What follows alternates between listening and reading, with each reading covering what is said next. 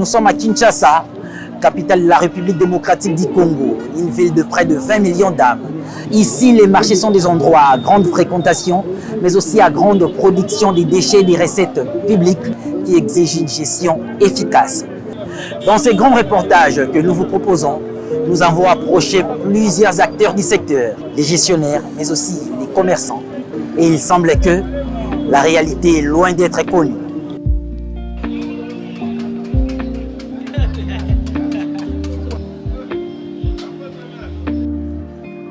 Un matin du mois de juillet 2021, Kinshasa se réveille sous le choc.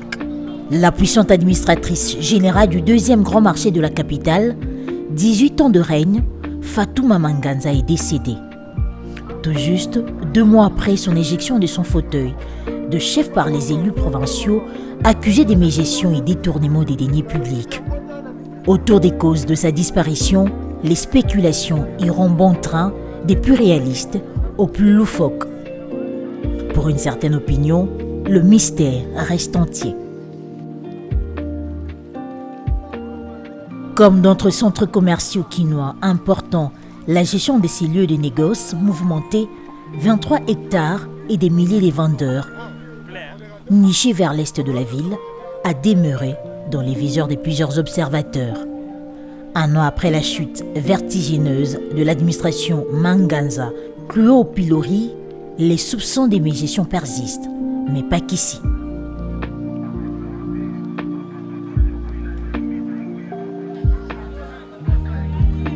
Plus loin, au centre de la ville, s'épointe un autre marché urbain Gambela. Celui-ci n'est pas non plus exempt de souillir. Sa gestion est remise en cause, entachée de la mauvaise réputation que traînent certains lieux de négoce quinois, urbains ou municipaux. Dans ce contexte, où le marché central à Plaisando est inactif, en pleine réhabilitation. Très souvent, les relations administrateurs et vendeurs dans cette catégorie des centres commerciaux de Kinshasa sont agitées. Et la presse n'est pas vue des bons œils par les premiers, bien accueillis par les seconds. Au marché de la Liberté, 1 heure après les conciliabules, avec la direction, nous obtenons le droit des tournages. Sauf qu'à nos trousses, un accompagnateur en charge de surveiller nos faits et gestes. Y a-t-il à avoir peur? À sa vue, les vendeurs sont hésitants face à la caméra. Ils les connaissent assurément et s'y refusent vraisemblablement des querelles ou peut-être d'autres sanctions plus graves. Les plus courageux, à la moindre distraction du commis à la surveillance, manifestent leur agacement.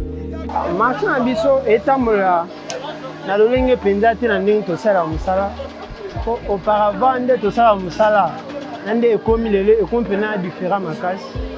pourquoi taxe mati makasi par rapport à ndenge zalaka to travailler pe bien te soko salité ozaka toujours une obligation peut obliger à okuta bon courant taxe comme ça là c'est bisanga bone na travail de courir qu'il a vendre linga pour exacter maintenant pourquoi na photo na 15 photo futa 1200 on a perdu na gagné et dans l'état côté impôt taxe route la toyibiti non oyagabe et mati plus 500 plus 1000 francs plus 2000 plus 3000 et ça peut bien dire. Une vendeuse soucieuse de prendre parole, bien qu'intimidée, prédit à la va-vite l'arrivée imminente des vendeurs de tickets, une sorte de collecteur des taxes quotidiennes. Et elle n'avait pas tort. Les confidences se succèdent le long de ces pavillons. D'abord, une allégation surprenante sortie d'un turbulent employé du marché rencontré au hasard. Sous l'ancienne administration, une importante partie de recettes aurait eu pour bénéficiaire une influente famille sans la nommer, tout en nous renvoyant à la devinette. Puis, les couturiers qui se disent lassés de payer au quotidien 1200 francs congolais, une équivalence de 0,60 $. En parallèle, de 400 francs congolais, soit 0,22 $ par les tickets et le droit d'étalage. Des chiffres qui varient légèrement d'un marché à un autre. Jusque-là, pas d'inquiétude majeure sur la destination finale de ces taxes et autres frais lorsque rentre en scène la Régemka,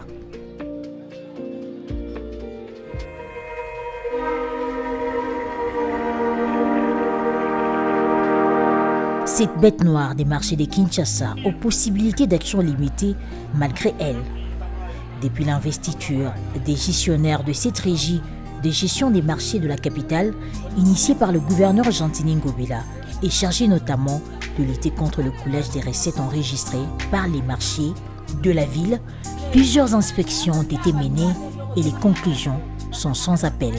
Les importantes recettes de marché sont objets des mégestions de prédation, des gestions opaques au bénéfice des réseaux mafieux. Conséquence, l'état nauséabond notoire des marchés de Kinshasa révèle le directeur général de cette régie. Il y a des gens qui ont transformé le marché de Kinshasa dans des réseaux mafieux. C'est-à-dire, on ne connaît pas combien de tickets on produit par jour, on vend combien de tickets. De ces côtés, il y a des administrateurs. Le percepteur lui amène des recettes que lui-même, des fois, ne maîtrise pas. Des percepteurs aussi qui se servent. Alors, ce système-là, c'était très difficile. C'est difficile jusqu'à aujourd'hui. Et les percepteurs sont entrés. Ils sont dans la mafia.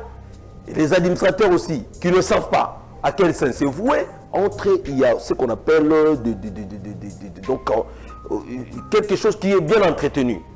Des allégations lourdes contre les administrations de marché de Kinshasa. Est-ce véritablement le mode à travers toute la capitale? Les indices tels que la trouille face à la presse peut être un indicateur.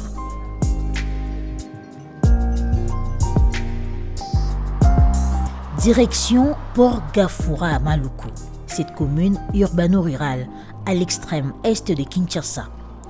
1h30 de route. Au large, les collines, l'interminable verdure, le majestueux fleuve Congo tapis dans ses rivages. Un ciel gris, annonciateur d'une pluie imminente. Au final, c'est une brune qui nous a arrosés.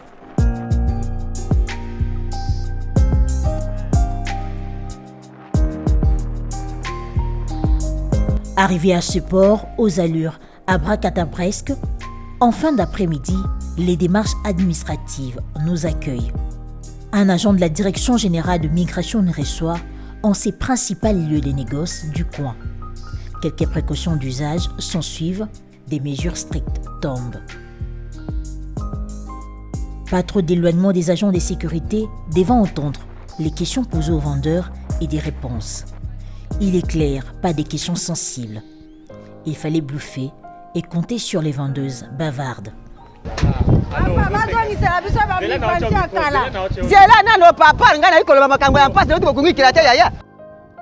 Très peu de confidences sortiront de Maluku. Une chose est certaine, il y a eu interdiction de creuser davantage. D'où la crédibilité des révélations de la REGEMK sur l'existence des réseaux mafieux bien entretenus qui feraient obstruction à la bonne gestion des marchés de Kinshasa, exigeant des moyens d'action importants. La ville de Kinshasa a la taille d'un pays. Si vous prenez le nombre d'habitants constants, vous prenez la superficie, vous avez une idée. Mais si vous voulez identifier tous les occupants du marché, il nous faut des moyens. Mais quand nous avons été investis, nous avons fait une mission. On a commencé par le marché de la liberté, où nous avons identifié le nombre d'occupants, le nombre d'étalages. Il y a quoi au fait? Même les trous d'Ira, on a essayé un peu de répertorier pour que nous puissions avoir une idée. Après avoir identifié les occupants et les patrimoines, vous serez à mesure de mettre fin même au coulage de recettes. Parce que le marché sont bités à un problème. Le marché, si la REGEMK était outillée, était vraiment, avait vraiment les moyens qu'il faut, la REGEMK pouvait même servir de poumon financier à l'instar même de la DGRK. Parce que le marché de Kinshasa produit de l'argent. Vraiment de l'argent. Mais il y a une mégestion qui ne dit pas son nom. Et pour mettre fin à cette mégestion-là, il faut que la REGEMK puisse bien faire son travail. À l'opposé de cette thèse, s'épose celle de l'administrateur du marché Gambila. Il rejette la faiblesse de la gestion des marchés quinois, non pas forcément à la mégestion, mais plutôt au manque des moyens financiers. Notre volonté, ce n'est pas de voir le marché à l'état où il se trouve, c'est d'améliorer davantage. Là, nous n'avons pas de moyens. C'est les moyens qui nous manquent de faire ce que nous pensons faire. Et au gangstérisme de certaines autorités publiques qui s'adonnent à la spoliation des terrains appartenant au marché Gambela y compris. Toutes ces maisons que vous voyez derrière là, c'est la spoliation des autorités congolaises qui ont mis les Libanais. Ils ont construit ces bâtiments-là et ils font louer ailleurs qu'au marché Gambela. Pour que construire ces bâtiments-là, ils ont construit sans pour se référer au marché Gambela. C'est l'espace qui appartenait au marché Gambela. Mais il y a eu des hommes forts qui sont venus avec les Libanais et les Indiens et les Pakistanais. Ils ont construit sans pour autant nous consulter. Avec 3500 tables, dont le nombre des selles inoccupées n'est pas connu et des recettes mensuelles de plus ou moins 20 000 $ américains avec des répartitions opaques dans un contexte d'absence des véhicules appropriés pour évacuation des immondices, la thèse des manques de moyens financiers pour une gestion efficace du marché Gambela a du mal à passer. Entre-temps, les réseaux mafieux épinglés par la REGEMK, s'il existe, continuent de faire la loi. Les marchés quinois, eux, restent répugnants et les vendeurs surexploités.